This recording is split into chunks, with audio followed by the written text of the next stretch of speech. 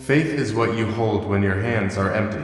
Faith is what you hear when the world goes silent. Faith is what stands when everything else collapses. Faith is the love that does not demand possession. Faith is the courage to open your hand instead of closing your fist. Faith is trust without control. Faith is the bridge between your fear and God's future. Faith is the one thing you truly own, because it belongs to God. Faith is the door Jesus knocks on when your heart is breaking. Faith is the only kind of love that survives the storm. On a restless night in a crowded, weary city, a city of flickering neon lights and exhausted souls, three different people whispered the same desperate, trembling prayer. Maria, standing at a rain-soaked bus stop, begged God to save her son, who was slipping away into danger. Aaron, wandering alone down cold streets after another fight caused by his own possessive heart, pleaded to understand why love had turned into fear. And Ruth, sitting in the silent hospital chapel clutching her late husband's wedding ring, asked how she could love someone who was gone without clinging to a ghost. 3 hearts, 3 wounds, 3 prayers, all rising into the same night sky. Maria was a mother drowning in fear. She worked 2 jobs, barely slept, and still felt like she was losing her boy day by day. Jesus, I only hold him so tightly because I'm afraid. She whispered into the cold air. Tell me, how do I love without possession? Aaron was a man whose love had turned into quiet desperation. He didn't mean to smother Anna. He simply couldn't handle the thought of losing her. Every message, every call, every argument, it all came from fear disguised as love. Jesus, he muttered, staring at his reflection in a dark shop window. How do I love someone without trying to own them? And Ruth, a broken, grieving, hollow, sat alone with memories that made breathing feel like a burden. 6 months had passed since her husband's death, yet she still lived in yesterday. How do I love without clinging to what I lost? She whispered, tears sliding gently down her cheeks. The city swallowed their questions, but heaven did not. The rain suddenly stopped. The air shifted. A strange stillness filled the streets, a quiet so deep it felt supernatural. Aaron, pacing aimlessly, turned into a narrow alley and froze. Under a broken streetlight stood a man whose presence felt like warm morning light and ancient mountain stone all at once. He didn't announce himself. He didn't need to. The stranger looked at Aaron and said in a voice calm as still waters, "You've been asking me the same question for too long. Let's walk." Aaron's breath stuttered. Jesus. A gentle smile. Yes. As they walked, their footsteps echoing softly through the night, Aaron's fear poured out like water breaking through a dam. I love her, he choked. Is it wrong to want her? To keep her? To stop her from leaving? Jesus stopped. The glow of the streetlight softened his face, revealing compassion deeper than oceans. Love does not keep, he said quietly. Love releases. Love does not cling. Love carries. Aaron swallowed hard. But if I let go, she walk away, then she was never yours to begin with. Those words broke him, not in pain, but in truth. Jesus placed a hand on Aaron's shoulder, and warmth flooded his chest. You cannot possess what you fear losing. Jesus continued. You can only love what you trust me with. Across the city, at that very moment, Maria stood alone at the bus stop, her hands shaking as she prayed for her son. A shadow moved beside her. She looked up and gasped. Jesus stood there, hair damp from the rain, holding an umbrella he did not need.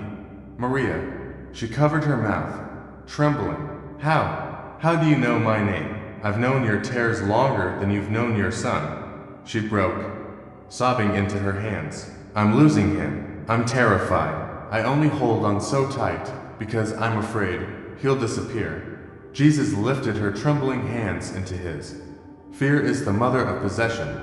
Her eyes lifted slowly to his. Then what do I do? Release him into my hands, he whispered. A love that clings suffocates. A love that trusts resurrects. But what if he never comes back? Jesus leaned closer, voice tender as dawn. Maria, I do my best work in the wilderness. Let him walk, and I will walk with him.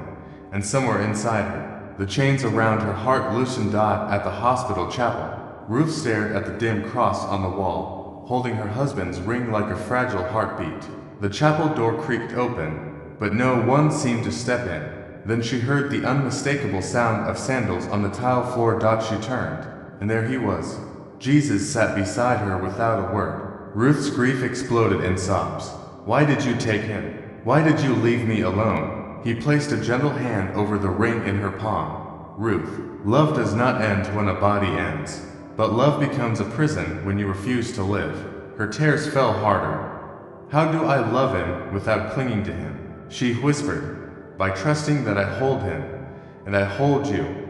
She collapsed into his embrace, and her grief finally exhaled. And then, in 3 different corners of the city, the lights flickered, not from electricity, but from a presence too powerful to hide. A whisper moved through the night like wind. Love without possession, trust without fear, give without grasping. Aaron felt the fear melt from his chest. Maria felt her spirit breathe freely. Ruth felt her heart begin to heal. And all 3 whispered the same words into the night. Jesus, teach me how to love like you. How to love without possessing. The mystical answer of Jesus. Maria didn't go home that night. She stayed at the bus stop long after Jesus had disappeared into the night. Her hands still warm from where he had held them. Something inside her had shifted. The iron grip of fear that choked her heart had loosened, not vanished, but no longer ruling her life. For the first time in years, she whispered into the cold, empty street, Jesus, if you walk with my son, I trust you more than I trust my fear. And somewhere across the city, Daniel, her lost, drifting boy, stopped mid-stride. He felt a strange warmth pressed gently against his back, like an unseen hand guiding him. He turned around, confused, but no one was there. Yet for the first time in months, he didn't feel alone. While Maria breathed a new kind of peace, Aaron stumbled toward his apartment building, replaying his encounter with Jesus like a fire he couldn't put out. I want her because I fear losing her. I hold on because I don't trust anything beyond myself. My love is a cage, not a gift. The thoughts hit him like waves. He stopped under the flickering hallway lights of his building. The fear inside him boiled into a whisper. Lord, am I really the one who ruined this? Am I the reason love died? The light above him flickered violently once, twice, then steadied, filling the hallway with a strange, warm glow. And then, not with his ears, but with something deeper, Aaron heard a voice. Control, a cage. Love is a gift. He froze. Breath caught in his throat. Jesus was still near. Aaron slid down the wall, head in his hands. Lord, I don't know how to stop clinging. I don't know how to love without fear. The lights dimmed, then brightened once more, and a wave of peace washed over him as the same voice whispered, Then let me teach you. Across town, Ruth remained in the hospital chapel, her hands wrapped around her late husband's wedding ring. The room was cold, yet the ring began warming gently at first, then like something alive. She gasped, gripping it tightly as a beautiful, painful warmth pulsed through her chest. A whisper rose inside her heart. Your love for him was never meant to imprison you. It was meant to shape you. Tears slipped down Ruth's cheeks. Jesus, I don't want to lose him. And then he was there. She didn't see him walk in. He simply was. Jesus sat beside her, silent at first, letting her grief spill out in sobs that had been buried for months. When she finally quieted, he lifted her chin gently.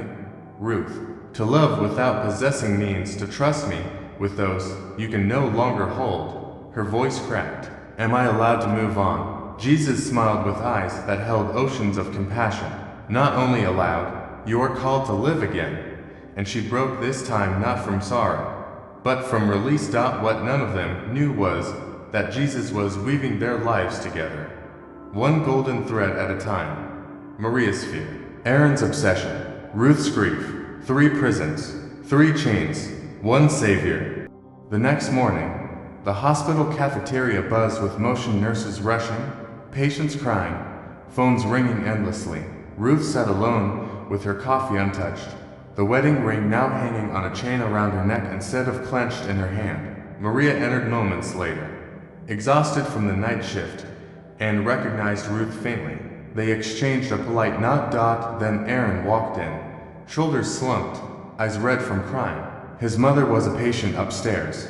He ordered coffee but barely held onto it, lost in thought. 3 strangers, 3 wounded lives, sitting within 10 feet of one another. And that was when the atmosphere changed. The noise didn't stop, but it suddenly felt distant, like someone had reached into the room and lowered the volume of the world itself. A stillness holy, heavy settled over the cafeteria. Ruth sensed it first. Maria felt it in her heartbeat. Aaron felt it like heat rising from the floor. Then all 3 gasped. Jesus walked into the cafeteria. No thunder, no glowing halo, just a man whose presence bent the room around him like gravity, whose eyes carried the weight of eternity. Everyone near him felt something: peace, conviction, or simply awe. He walked between the tables and sat at the one closest to all 3 of them. Without raising his voice, he spoke. You all asked me the same question, so let me answer it in one breath.